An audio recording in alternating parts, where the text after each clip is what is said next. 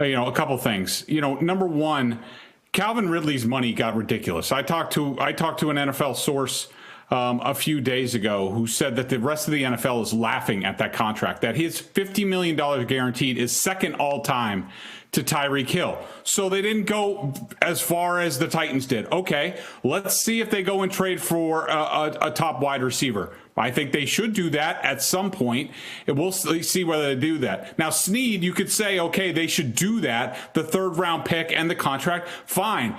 But a lot of these teams, the Patriots know that they have a number one cornerback in Christian Gonzalez. A lot of teams don't go for two top cornerbacks. They figure it out. They draft the next guy. That's why the Chiefs are getting rid of L'Jarius Sneed for a pick that they could basically get with a comp pick if they just let him play out his contract, is because there were cap issues and teams they know they don't need two number one cornerbacks. And Greg, the Patriots other thing that I wanted to see, Mike, they were interested. They checked it out.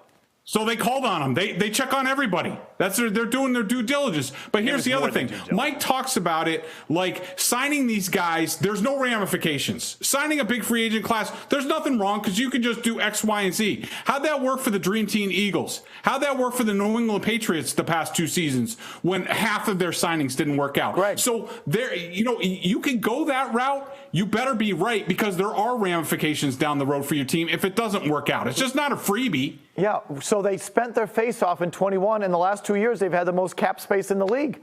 How did that spending? The only thing it did is make the owner reluctant to keep spending money, but the cap was fine. Their cap has been fine the whole time. How did it work for the football team? That's all anybody cares about, Mike. How did it work out for the football team? How did it work out for the Dream Team Eagles? Any team that spends big in free agency, it doesn't work. Now, look, Rand Carthon might be the best GM we've ever seen. Maybe he knocks it out of the park, and he does exactly what you're talking about with the Titans. But history tells us you do not do this. It does not work out well for your football team, not just the bottom line. Once again, if the Patriots were signing free agents this offseason, you wouldn't be ripping them. You out there wouldn't be ripping them. Chris, no one would be ripping them. Okay, but now that they're not signing, I would rip them for now going to that they're $50 million not for signing Calvin them, Ridley. all of a sudden, teams that sign free agents are stupid. Got it. Let's just wait to see what they do and then tailor our commentary accordingly. That's really hard.